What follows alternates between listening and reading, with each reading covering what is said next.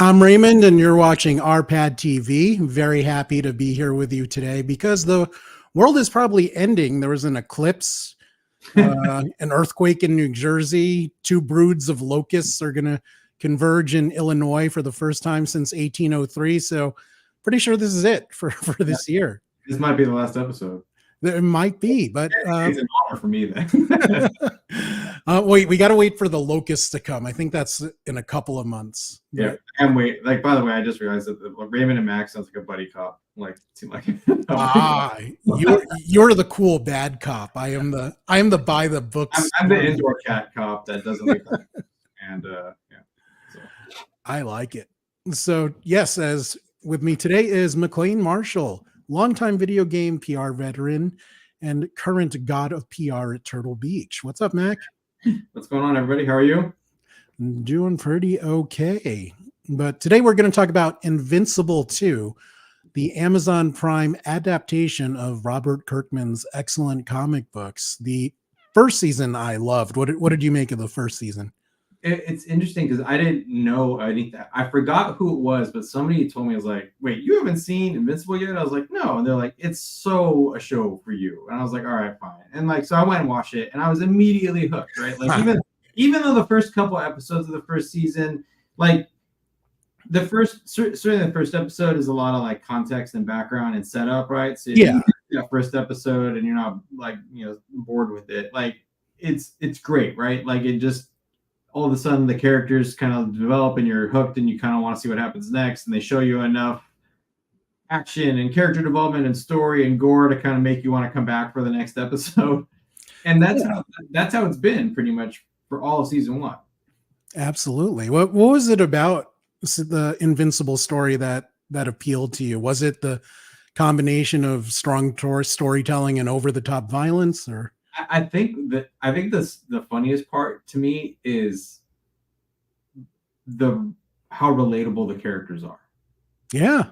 Right. I think that's the biggest thing to me, that just it kind of takes all of the stuff that you love, right? The gore, the violence, the fighting, the big battles, but like it certainly humanizes it on like a much like kind of closer level than you would expect. Like even the stupid like side con, like even the opening episode, right? The guards are just talking about stupid nonsense that like you and I would be talking about. Yeah, you're about to be like mauled to death by some kind of the Mauler twins, right?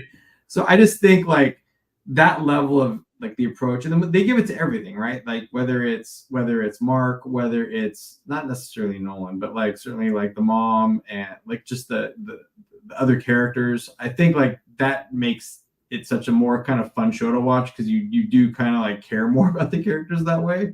Definitely. And I think what adds weight to the points you made are the cast, like Stephen Yun, it plays Mark, J.K. Simmons is Nolan, Sandra Oh, it plays Debbie, his mom. And we got all kinds of great actors in here.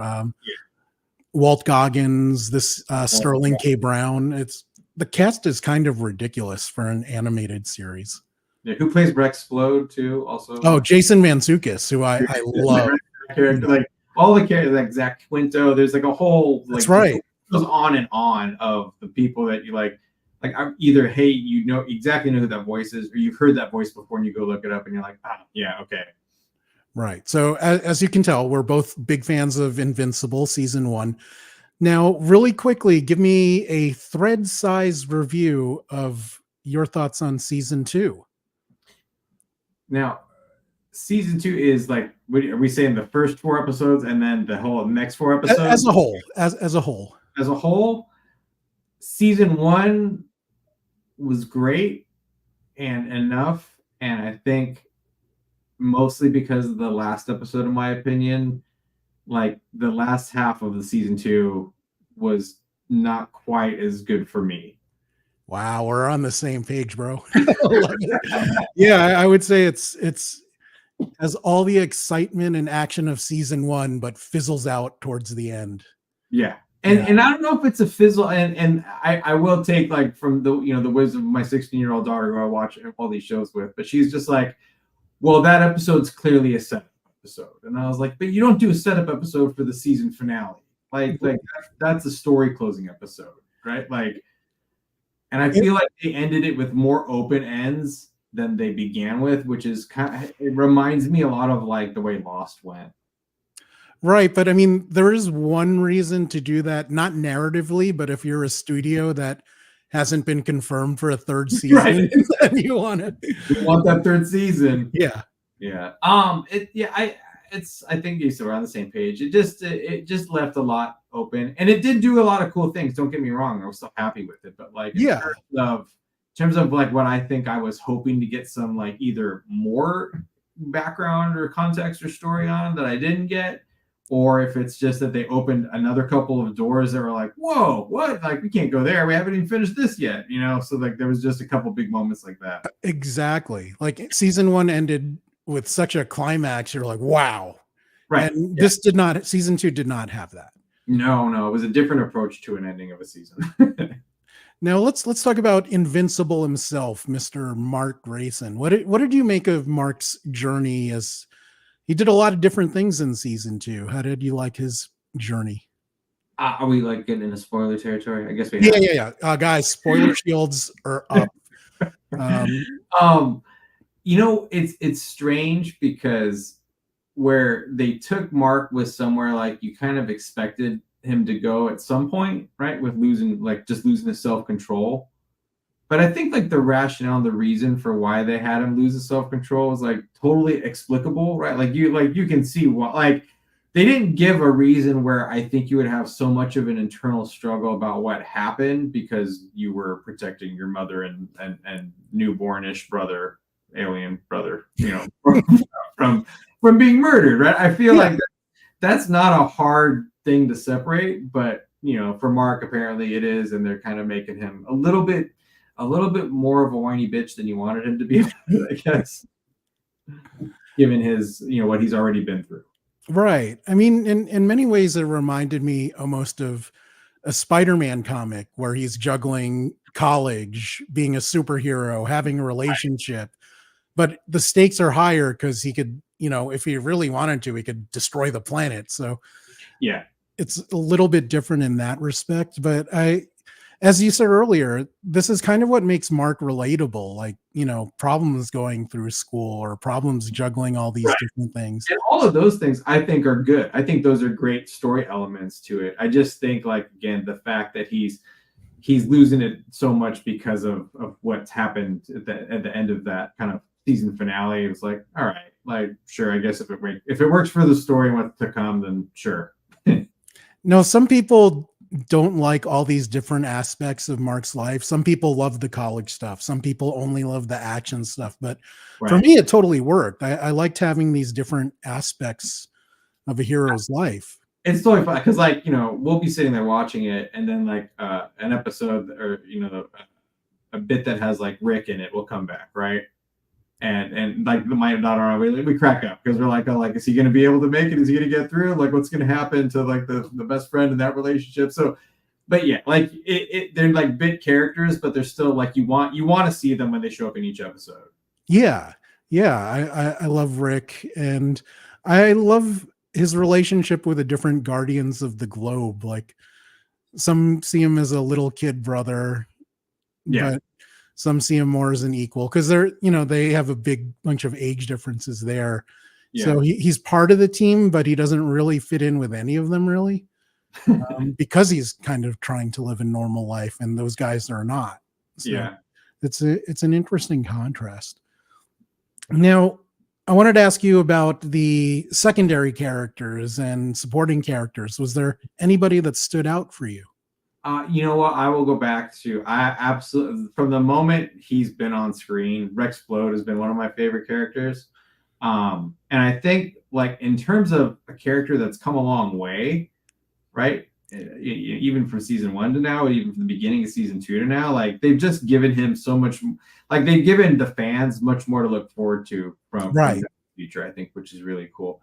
The other one, which is also great, is Alan. But I'll go back to, like, one of my letdowns with this season finale is I didn't get enough of new Alan the alien, right? Like, he had his part, but like it didn't finish with him and whatever's supposed to happen up there in the jail, right? Like, you wanted a little bit more closure there, I think, and that was a big piece that was missing for me. Yeah, maybe they cut it off at the wrong time because there is a pretty big deal that happens in that intergalactic prison. That, yeah, I agree with you there, and I also agree with you on our buddy Rexplode here because He's shot in the head, like, and recovered. He's just yeah, like everything that has happened to him is just great, and he just keeps going. I think that's the funny part too. He's you know, as much of an asshole as he is, he's still like right. most interesting characters to watch. In season 1, he was pretty much just a womanizing jackass the whole time. Yeah. And here they managed to make him heroic and sympathetic. And that, you know, it's a credit to Kirkman's writing, but I also love Jason Mantzoukas. He was one of my favorite characters in Brooklyn Nine-Nine. Playing Adrian Pimento. Episode, by the way, because that's like one of my favorite TV series of all time. Oh, it's incredible. I love it. And Pimento's awesome. Like I love that character. But yeah, Rexplode's journey was pretty cool. What do you think about Monster Girl and that whole relationship dynamic between her and the robot guy? That's an interesting one because Zachary Quinto plays Robot Man, and I guess when he's in robot mode only. Like, but yeah, that one was kind of whiny for me. That was probably the one I didn't hate it, but it was kind of like it was just there, and you kind of wanted it to be over so you can get to the next scene. Yeah. Did you feel similarly? Yeah, like that's I was just like, all right, like we get it. They're gonna figure it out maybe or not. Yeah. Like what I really care about is if he solves her aging issue. I don't care if they get together. Right. Like yes, I know he's supposed to be awkward, and he's been awkward for 16 episodes now. So. Yeah, he hasn't learned one fucking thing. Yeah, figure it out, dude. Yeah. No, totally. Wow, this is kind of eerie. Like we're aligned. Like, we get along, Raymond. But Debbie Grayson, I mean, she's been through so much since season 1, and I love Sandra Oh as an actor, and I think let me ask it out. Yeah. Did you not get a little bit angry when he actually broke her arm? Oh, of course. Yeah. I was like, oh, fucker. Like, yeah. Like that to me was like, oh, okay, like this is gonna end differently. Yeah. Once he actually hurt Mark's mom. And partially because of the, you know, she's a normal person. She's not super at all. Yeah. Well, she's a super mom, but you know, not super powered. The other piece that didn't deliver for me, though, kind of going on this little tangent here, is the other thing you wanted to see in this episode as a closer is some hint, some level, some just nod to whatever. Is it Oliver? Yes. Whatever Oliver's power or powers might be, like you wanted to see some nod of that instead of him just crying and not doing anything. Like even if he, like, you know, right, somehow like he threw across the room and it just is proven to be indestructible, right? Like just some hint that like he'll be just fine, right? But like you didn't get anything with that too. Right. And I thought they were going to change that because I've read the comics, so I know what Oliver becomes eventually. Okay, you do. I never read any of this. This is all like fresh to me. So I thought they were going to change it up a little bit because they've mostly been faithful to the like maybe like 90% or something like that, but they changed a few things to make it more modern and to make things make more sense. And I thought they were going to do something different when they were being held hostage. So yeah, I was surprised too. Is it a sport? Like, is it too much of a spoiler if you said what happens now on the show? Or you want, I can burn a lot of people. No, he is a superpower. I mean, he's half Viltrumite and half whatever the bug race is. I totally forgot, but yeah, he becomes very super. So okay. And those guys he's supposed to age much faster than humans, but not have a short lifespan like his mom. So yeah, he's a neat character. Okay. And lots of neat things happen with him. So that is good stuff to look forward to. Okay. Well, now I'm excited. Yes, as well you should be. Now, keeping on that. What were your favorite characters, by like your secondary characters, right? Did we miss anybody that's on your list that I didn't say? I like most of the Guardians, but Rex was the standout for me because I'm such a big Pimento fan. So yeah, I will say I was, so but both my daughter and I have this history. And it doesn't matter what we're watching, but like if we have a favorite character, it's almost inevitable that they will get killed off very quickly. And so even like initially when you thought Alan the alien was dead and he comes back, like I was like, oh, there we go. There's one of my favorite characters right out of the show right away. I was pleasantly surprised that Duplicate came back and made just like a, hey, I'm not dead and I'm still here. So that was also a kind of cool return to form. Speaking of Alan, some people that are fans of the comics really don't like Seth Rogen as his voice actor, but I'm enjoying him. I don't know what their deal is. You can't win the internet. That's just it's like it's an unwinnable goal. But I could say, I think you can say the same thing though, right? You could say I could see why some people might not like it, but like tough. Like that's who it is. I might be too partial. I like Seth Rogen in general, so yeah, me too. I think for me, having no context of the book or anything like the comics or anything like that going into it, I think it's my association of that character is with Seth Rogen's voice. So like that's how I see it. That's Alan to you. I thought that was hilarious that that's what they wanted. Like just to have this like big buff dude who like is just but like talks like you or I at any given point. Right. He's like, whoa, I have arms now. So but I can see why some people wouldn't like it, but like again, I think it works great. My opinion is that anybody that's into nerdy things should, bow to Seth Rogen for helping. His production company helped bring us Invincible and Preacher and stuff like that. So, that's a way to use your powers for good. So I am grateful to him. Yeah. So, he's brought us lots of entertainment. Yeah. He's like a looter version of Jon Favreau. So, definitely. How Favreau brought us, for the longest time, Favreau was always, hey, it's that guy from Swingers. And then, oh, wow, the guy from Swingers brought us Iron Man and The Mandalorian. I don't get it. I know it's a cult classic movie, but like it makes sense, doesn't make sense. I don't want to derail this conversation. Maybe that's no. I want to hear this. Actually, I'm curious about this. It's like I don't understand why everybody was like, oh, it's such a great movie. It's all right. Like, it didn't stand out to me as like a great movie of all time. See, when I was still living in New York when I first saw it, and I'm like, dude, I got to go to LA. This looks cool. So I don't know. It made LA seem really cool to me. Maybe that's what it is because I'm from here. Yeah. So it's like it just doesn't care to me. Right. Maybe like when I see, when I was watching Friends or Seinfeld, it didn't seem exotic to me at all. So that is an interesting point. The big bad in this was Angstrom Levy. And, staying in the Brooklyn Nine-Nine tip, to me, he kind of looks like a mutated version of Terry Crews. Totally. And if they did a real life action version of this show, it would have to be Terry Crews. Oh, man, that would be incredible. But he didn't have, Terry Crews's singing and dance moves. No. His inherent humor. He was voiced by Sterling K. Brown, who was also, he did one episode, I believe, of Brooklyn Nine-Nine and was excellent. But I think this is part of why season 2 didn't work for me, because to have it end on this character. Yeah, he kind of came back out of nowhere. Right. And he's not a final boss to me. He's a mid boss. Yeah, and it's a strange thing because I had some level of hope that he might come back and have his beef with Mark, but I actually thought that he would flip.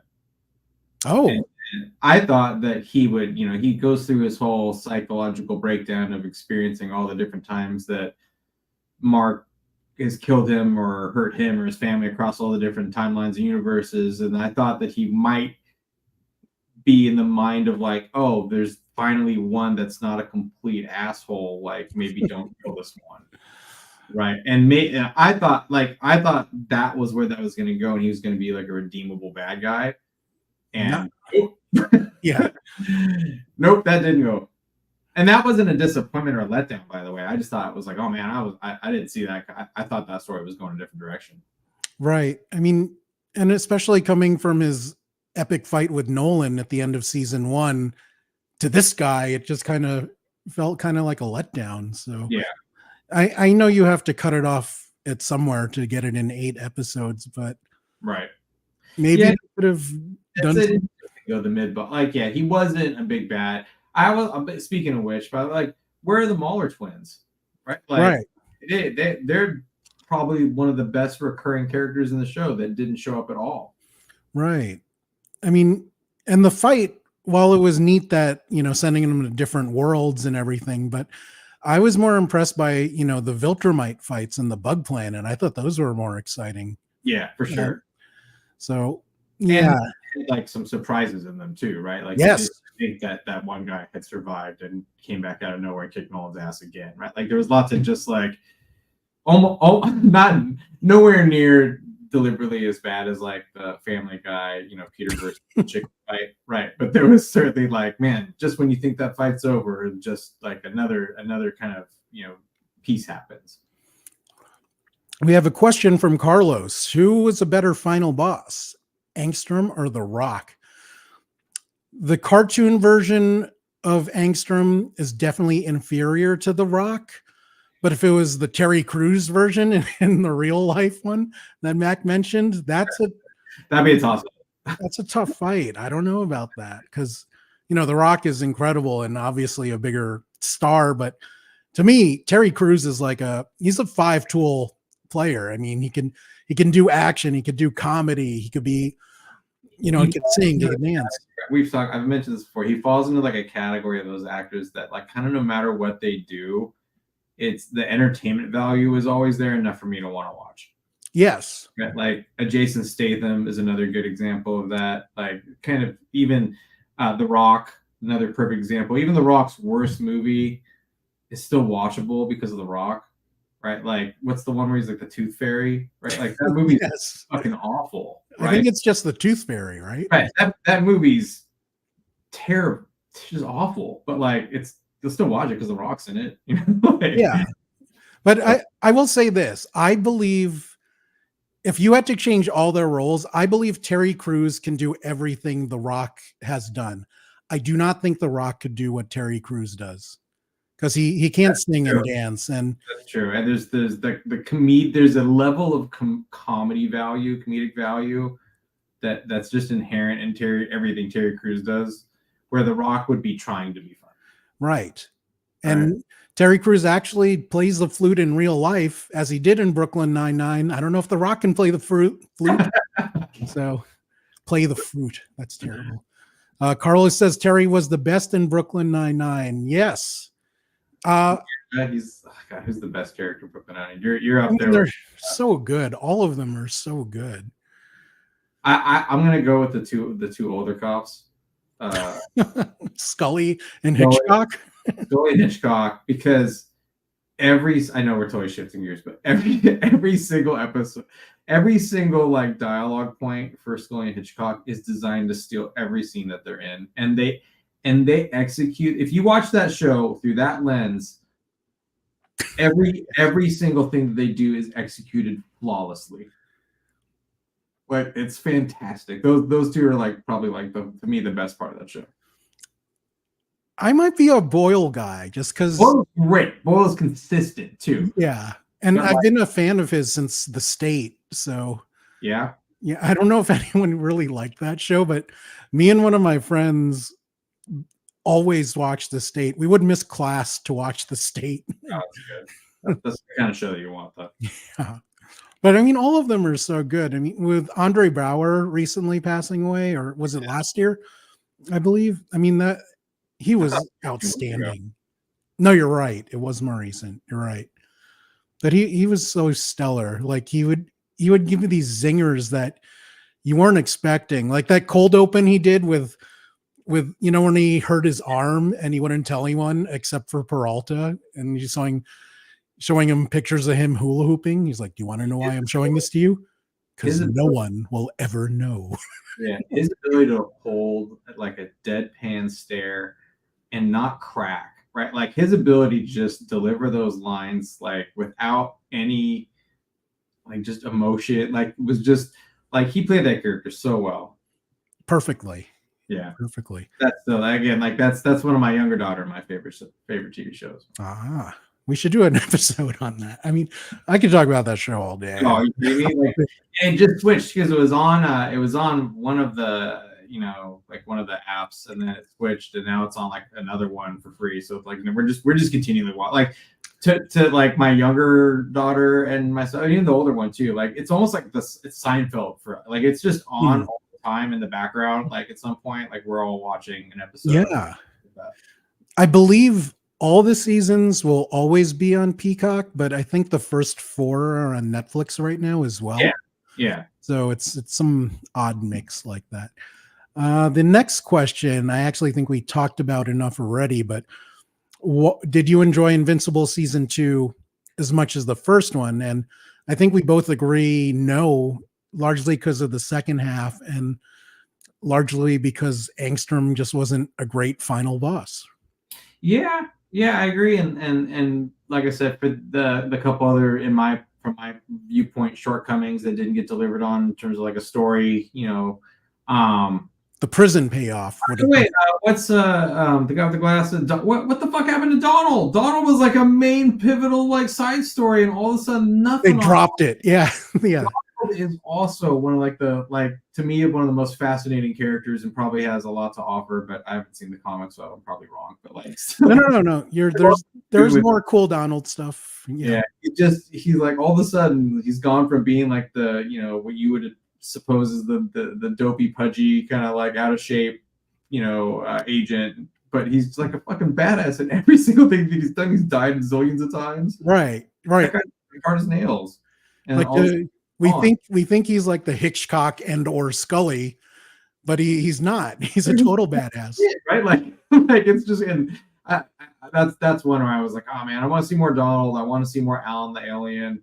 I wanted to see more of what happens with Nolan. I want to see more what happens with the brother. There was just a lot of those I wanted to see more of, and I didn't like. I have too many of those to walk away feeling as satisfied with season. Yeah, and I think that's the biggest challenge with comic book adaptations is because you have a set amount of episodes, but you have a ton of a story, and where do you cut it off? Because it doesn't match up exactly volume wise with the comics, but they have to make some choices, and hopefully we get those payoffs in season 3. Yeah. So do you and you almost it almost makes you kind of wonder, right? Is this an approach of like, well, it's like it seems like they're in it's still better to have a line waiting outside the club instead of nobody in line to get in, right? So they're kind of just they've heavily baited season 3 to deliver a lot of those bigger kind of story, even if it's just the kind of smaller side stories, but like some closure and all of those as we move through. Like they've now set season 3 up to deliver a lot of those, and I hope they do. Yes, and because I'm still I'm still completely tuned in and like, man, okay, like I'm hooked. I still want to see what happens, but if they don't close enough of those in the first half of next season, right, like they're going to start to lose people's interest. Right. I mean, I wanted to talk to you about how the episodes were delivered structurally, because I believe the first 4 ended in November, and then it wasn't until March. Yeah. That's a big gap. An Eve episode, and that might have even been for season 1, but that was that's one of my favorites of all the episodes that they put together. But I mean, I didn't like the whole 4 episodes and then a really long break and then another 4 episodes that didn't quite. I might feel differently if those last 4 episodes left me walking away going like, fuck yeah, like, are you kidding me? Like, then I would have been like, it was great. But right now I'm more of the like, it could have been better. If they took that long in between, then it should have delivered a little bit better to me. And another thing in the second half is that we now have commercials. Oh yeah. Did that interrupt the flow for you at all? Because I hated it. I hate it so much. Like, this is a weird thing. I love commercials. I don't know why. That is a weird thing. But I love how horribly off most commercials are about like what real life is like. And so I always look at commercials like, because remember they used to put those like things together, like the best commercials, like the 90s. Like I love those things where they go back through all like the really kind of key commercials. And I always watch the ones that we do get even now to see like just how fucking stupid they are or how off they really are about like what reality is really like. And just I look at it through like a funny lens and I think it works for me. So I like watching commercials a lot actually. So I don't mind when I see them too. Our commercials, this is another tangent we're going to go on. Please, if you're watching now, join along with us. But are commercials now as memorable as the ones we grew up with? Like, no, we don't have the "Where's the beef lady." You know where they are?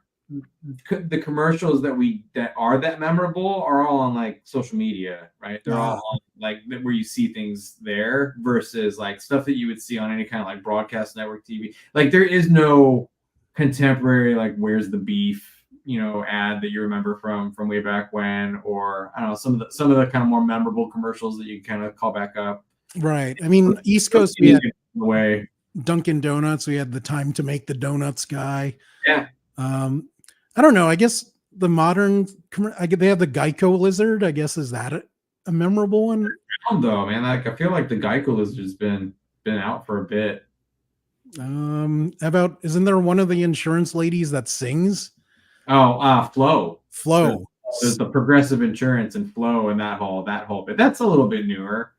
Yeah, I mean, as long as they're, with commercials, it's always like if it's funny, like I'm in. If it's, but usually like the majority of them are either not funny or they're trying too hard. But so again, like I said, if we're gonna be forced to watch them through shows like Invincible, I'm gonna take the approach of trying to enjoy it to see just how bad they are. For me, I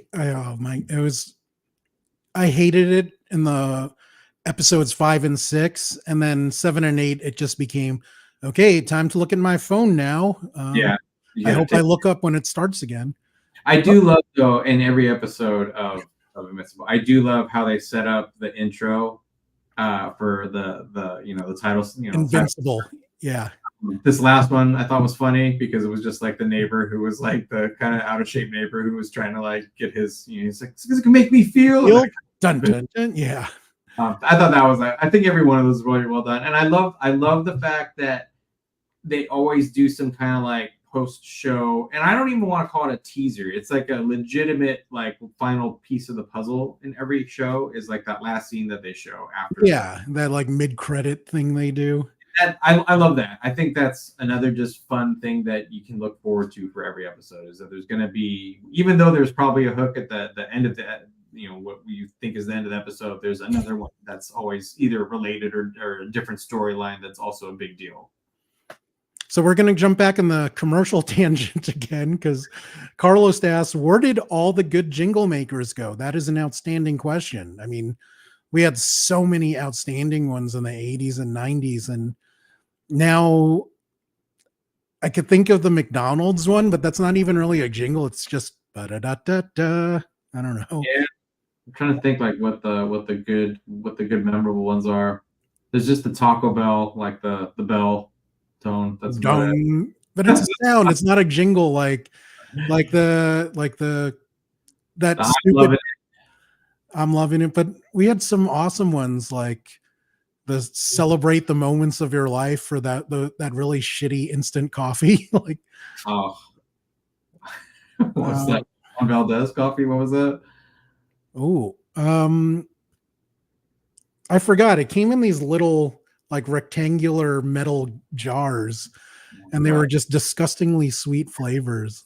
I don't know. No, I can't think of a good commercial jingle right off the top of my head. For modern, yeah. I mean, J.G. Wentworth. Speaking of this season, this week was the finale of Curb. Zach Morris, hey, 1877 Cars for Kids. Yeah, I mean, we had great songs like the Toys R Us song. The world's greatest toy store is Toys R Us. Yeah, do you remember going to Toys R Us? That's putting a date on myself, by the way. Yeah, we were. Aren't they coming back? I thought they were. You know what? I never believe that anymore because you hear that like you feel like that story pops up like every other year. It's like Toys R Us is coming back, and then like it's not. It just doesn't seem like a great idea. I mean, Not now, not with all the theft going on too, by the way. Like that's just like a recipe for disaster. yeah. And I mean, the toy section at most Targets is pretty stacked already. So you don't even need a Yeah. dedicated.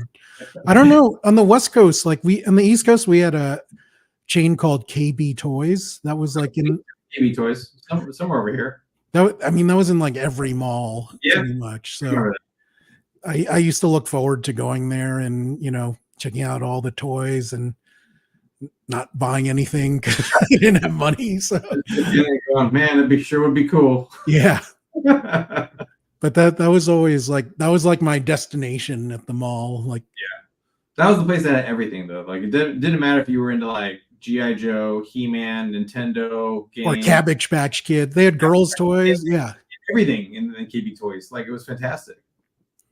It was like a mini shopping mall just for like a kid. Ah, Carlos says Macy's does like a pop-up thing with a Toys R Us during the holidays. That makes sense. I mean, it's such a good brand. It's also a very weird brand. Like, why is a family of giraffes selling me toys? Yeah, it's inexplicable unless you're on drugs. I mean, Oh, I'm gonna go to the toy store high next. No. these are Okay. not approved ideas. Yeah, kids, I'm not saying to do this, but a bunch of friends of mine take funny brownies and go to Disneyland, and they have a great time. And That's what I'm saying. When you watch a commercial like that, and you go, like, what are we trying to tell people by having a talking giraffe tell us about toys, right? Like, like I don't know if that motivates me, makes me scared. I'm not sure, but it's interesting. I can picture like Jay from Jay and Silent Bob having a conversation with Jeffrey the giraffe and be like, "Yeah, bro, I'm gonna get those toys, man. Let's go." That's So getting back to Invincible. So a lot of the things that it sounds like you want from season 3 are to tie up the ton of loose ends they left in season 2. Oh, and I just remembered another one, by the way. Yeah. Another Viltrumite girl who showed up and kicked Mark's ass around for a little bit and then just decided to fuck off and leave after that. Like, right. That was like the best bullying like I've ever seen, right? She just came down here, kicked his ass, like just it's like, all right, well, I'm gonna go. Yeah. I mean, she was there to, monitor him more than anything. I just want to be like, maybe that's his sister, and that's why she didn't kill it. Like it just makes like, why didn't she like completely just crush him and get rid of him? Why was she friendly, right? Oh, she's related somehow. That's Mark has a very interesting experience with the Viltrumite in the future. Oh, interesting. Yes. Okay.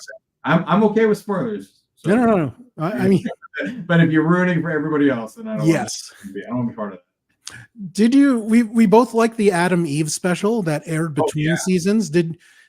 I felt like I wanted to see more of her in this, and more of her for sure. And I thought, by the way, we didn't cover off any of the other dimensions that he jumped into, right? Oh, the yeah. Spider-Man ripoff. I love the that. He-Man ripoff, which I fucking laughed out loud at. Like, I thought those were great. And then they show up and they're older, and she's like, look it, don't be a dipshit. Like, go tell her how you feel. Clearly, he has feelings for her, right? Like, it's not like a secret. He just needs to like own up to it. But like, so I was hopeful. I really, of all the things I want to see is that I want to see some level of like what happens next between Mark and Eve, and then also more explode. But so what about you? What else are we missing for season 3? Or you come at this from a totally different. I am. So it's a little like, I hope they pick a better ending point for season 3, because I think that was our biggest problem in season 2 is, and understand the challenge of it. I appreciate that. It's a difficult thing to adapt. Right. But yeah, I want to see more of Mark and Eve, because I think Eve's such a great character. And I loved how they showed Mark wanting to tell her how he felt at the end, but then like wussing out of it. Like he's about to hold her hand, and he's like, Yeah. Then he pulled away. It's like, come on.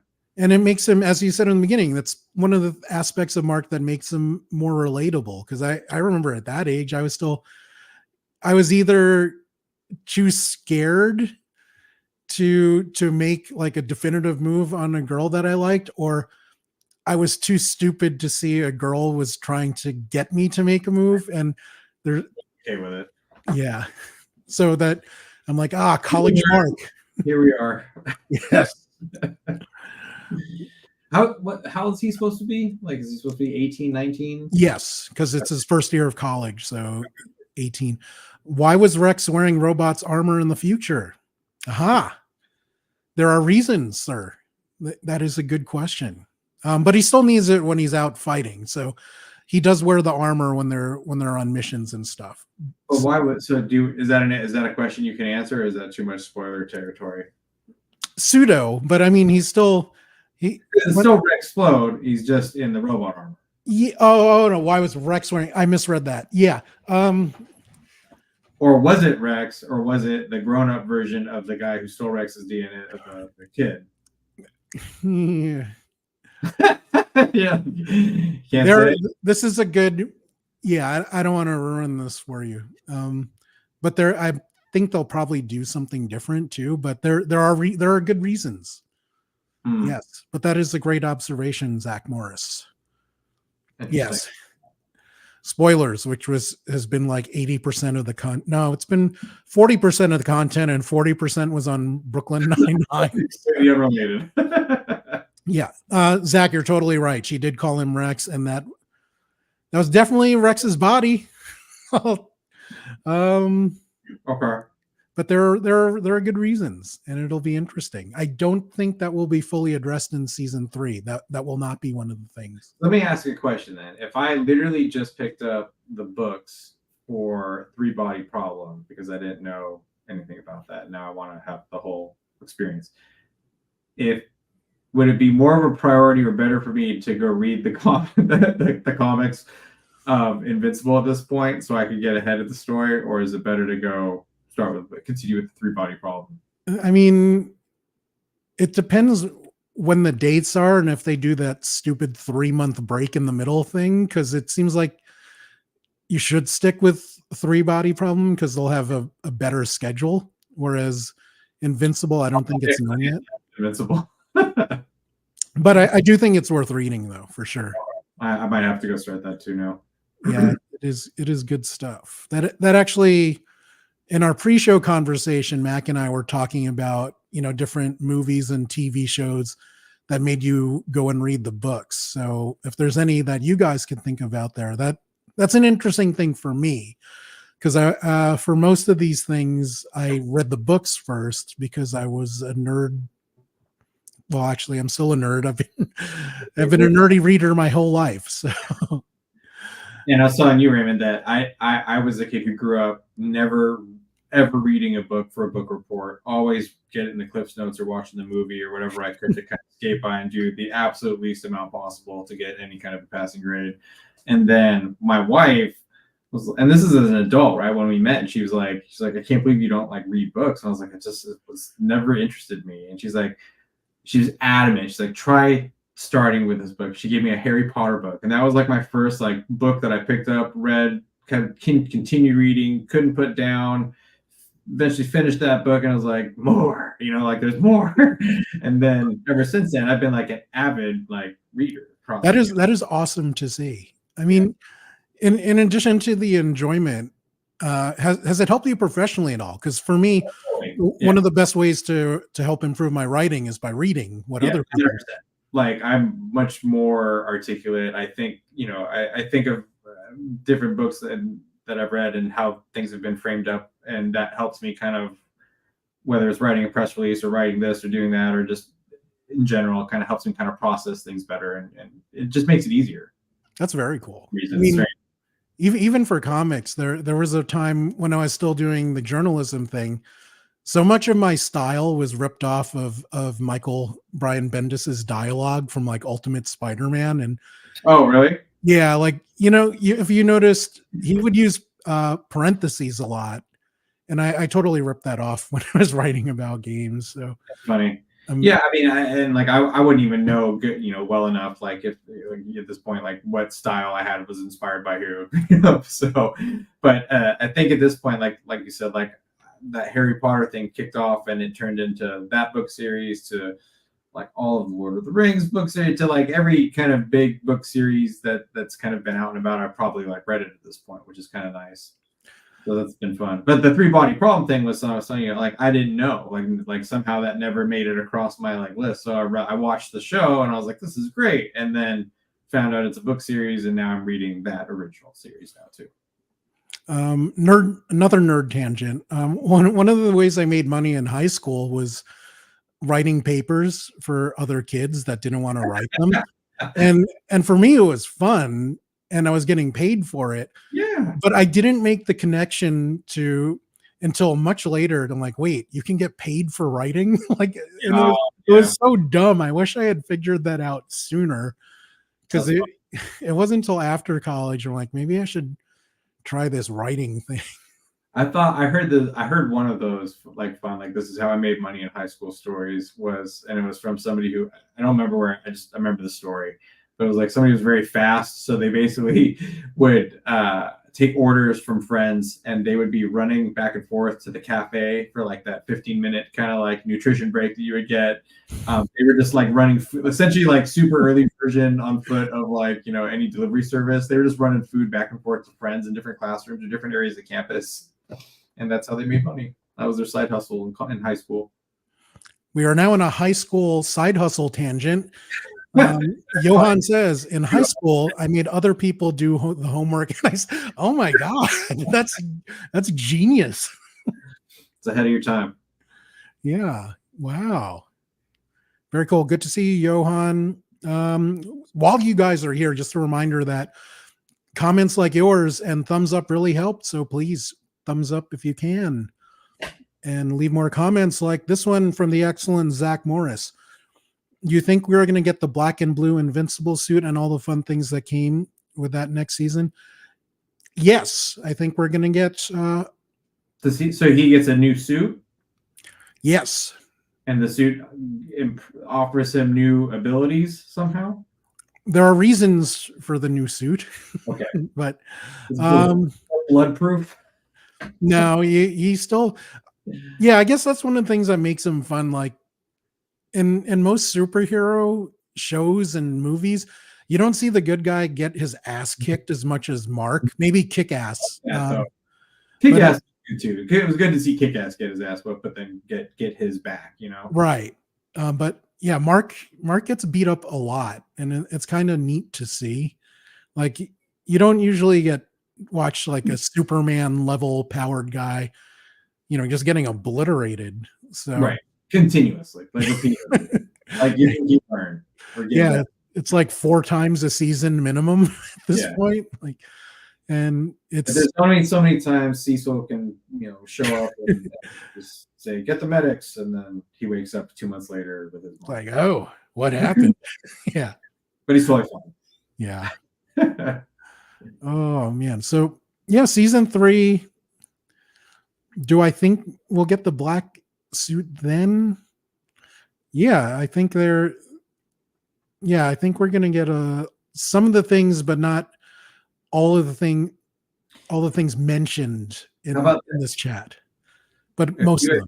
If you had to give me one good spoiler, but not the greatest spoiler, like what I can expect in season 3, like what it's like, okay, they didn't cover this in season 2, so I'm just going to tell you this, and then I'll be like, oh, I'll be even more excited for season 3. What is your one teaser? I had the answer right away until you gave more details, and then I'm like, oh, now what was the right away answer? But there are other people. I'll tell you after the show. Oh yeah, don't. So Carlos mentions Mark is like Rocky. Got it. Yes, but he is more eloquent than Rocky. Rocky never went to college. At least they didn't show that in the movies. Do you think Angstrom Levy will return? I mean, there's lots of different versions of him still, right? Or did they all die? Most of them did die in that big explosion, or the good ones anyway.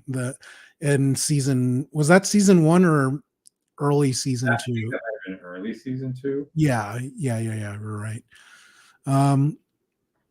I hope not, because I'm kind of done with that character, unless he's played by Terry Crews, and then That's a real live action Terry Crews that they just put in.